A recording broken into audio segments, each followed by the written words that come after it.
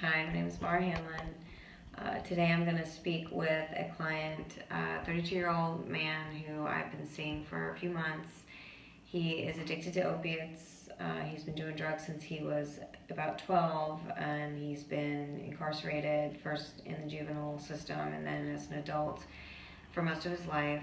My primary concern with him is that he does not really want to engage in any kind of recovery, which is what we're supposed to be focusing on in our sessions. I'm in an outpatient facility that's attached to an inpatient where he's a resident, and he spends a lot of his time talking about his life there, which is very hard, and so I need to allow for that, but also try and engage him in, talking about concrete steps towards recovery, which has been very challenging. I'm going to use motivational interviewing techniques to try and get him to think about his life and what he wants and how he can actually get there, because he's very good at saying what he wants, but I need to try and get him to implement some concrete steps. So thanks for watching. Hey Ms. M, how are you? Hey, I'm good. How are you doing today? I'm doing okay, but Bill just keeps getting on my nerves lately. Bill's the RA upstairs. Yeah, What's going on with him? well, he keeps making me take extra piss tests, and whenever I come in after I have a day out, he always strip searches me when he doesn't strip search other people, and always assumes that I'm high. So you feel like maybe he's targeting you? Yeah, and sometimes, I don't know, he looks at me differently than he looks at other people. Is there any behavior that you think might have created that on your part? No, I think it's on him. And he's different with you than the other people? Yeah, he doesn't do anything like this to them, just me. That nobody else gets a urine test? I mean, they do, but not as many as me.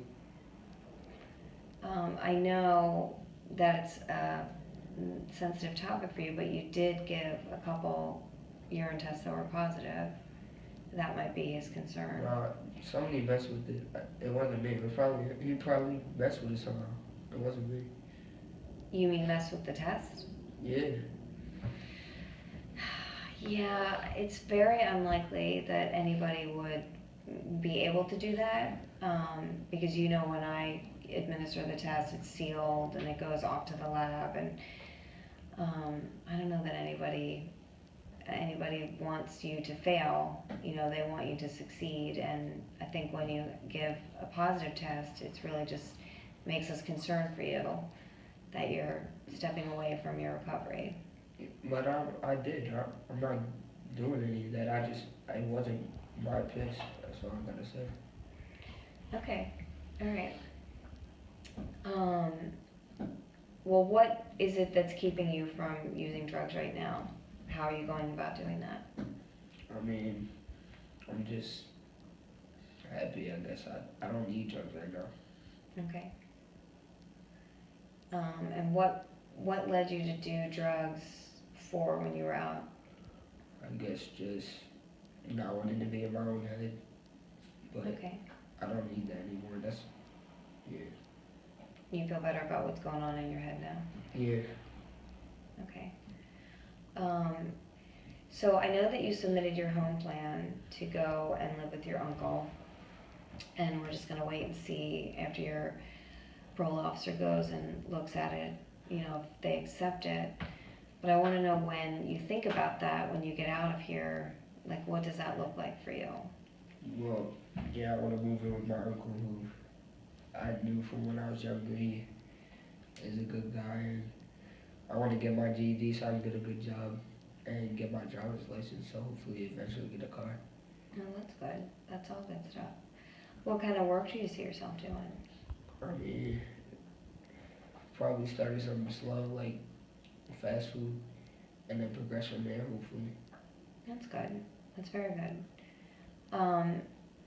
So if you live with your uncle, you'll be in the same area that you were in before you went to prison, which is where you were using drugs So all those people are still going to be there, and they're going to be happy that you're back home, and they're going to ask you, you know, to get together. So what does that look like for you, that scenario? Like if your friend comes up to you and is like, oh, I'm so happy you're back, let's go. I mean, I don't have any intentions of doing it, just like now, so I wouldn't do it even if they asked me to. And what if you have a really bad day and you feel stressed out? I still won't do it. Okay. Do you know anyone with long-term recovery? No. Okay. So maybe a good idea would be to, the NA meetings that you can go to here on Sundays, and sometimes I go to those. Maybe you could go on that trip to the NA meeting, and then you would actually hear people in recovery talk about how they do it.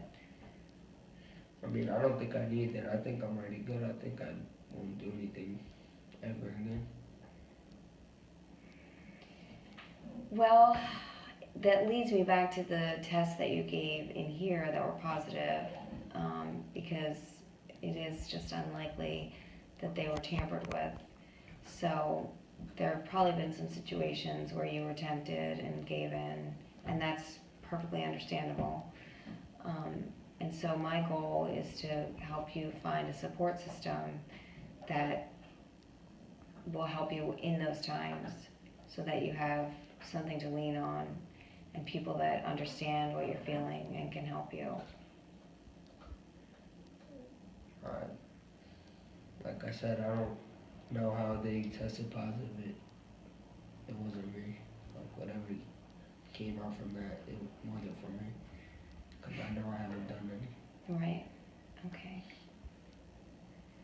Well, would you be open to just going to an NA meeting and seeing what it's about? Because then you could just hear other people that are in the same situation as you, and you could hear, how they're living their daily life, going to meetings and getting some recovery. I mean, yeah, maybe, but yeah. I mean, I think I'll go to one, and if I thought I didn't need it, I probably wouldn't go to another, but if it went well, then yeah, I would do that. Right, because, good. I mean, I'm glad that you're saying that you would at least give it a chance, because there are people that have, lived a very similar life to you, and there's a great comfort in that. There's a great comfort in just hearing other people that have shared your experiences and that have struggled the same way that you have, and don't pick up. Yeah. All right, good. So I got you in for Sunday? All right. Okay, good. All right. All right, well, thanks so much for coming in today. Thanks for having me. Yep. Have a good day this time. You too.